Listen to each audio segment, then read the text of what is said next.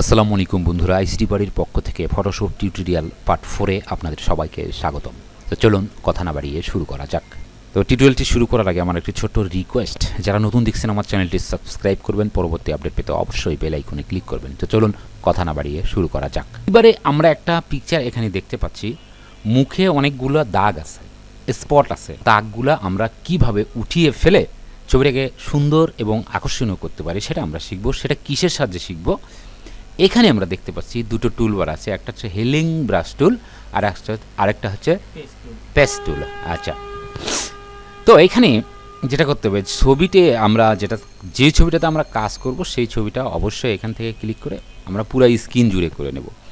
Control plus হচ্ছে zoom in, মানে ওই জুমটা জুম হবে আর কি। কন্ট্রোল মাইনাস হচ্ছে জুম আউট।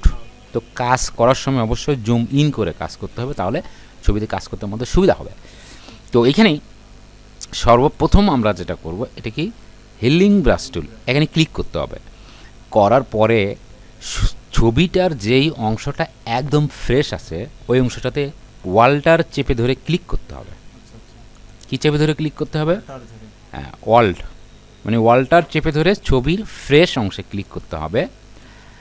আর যে জায়গাতে স্পট আছে ওয়ালটার ছেড়ে দিয়ে সেই জায়গাতে সে ক্লিক করতে হবে, তাহলে স্পটটাকে খেয়ে নেবে। ওকে, আবার আসলাম, ওয়ালটার চেপে ধরে আমি এই জায়গাতে ক্লিক করলাম ফ্রেশ অংশে, আর ছবির যে অংশটা দাগ আছে স্পট আছে ওখানে এসে জাস্ট ওয়ালটার ছেড়ে দিয়ে ক্লিক করব, চলে যাবে। আবার আসলাম।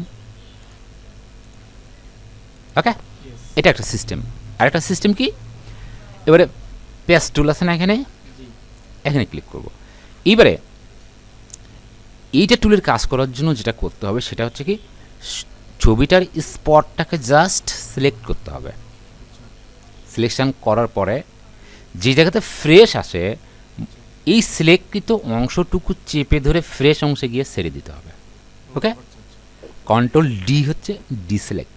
আবার আমরা আসলাম এখানে, এইটুকু অংশ সিলেকশন করব, করার পরে এই সিলেক্টকৃত অংশটুকু এই ফ্রেশ অংশে নিয়ে যা ছেড়ে দেবো। কন্ট্রোল ডি চাপ দিয়ে এটা ডিসিলেক্ট দেব। ক্রপ টুল, মানে ছবিটার নির্দিষ্ট অংশ সিলেকশন করব, তার মানে সিলেক্টকৃত অংশ আমার থাকবে আর বাদবাকি অংশগুলো এখান থেকে আউট হয়ে যাবে।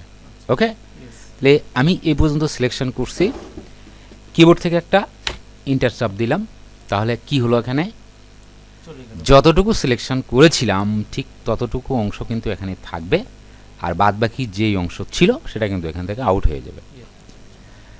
তো আশা রাখি বন্ধুরা আপনারা বুঝতে পেরেছেন।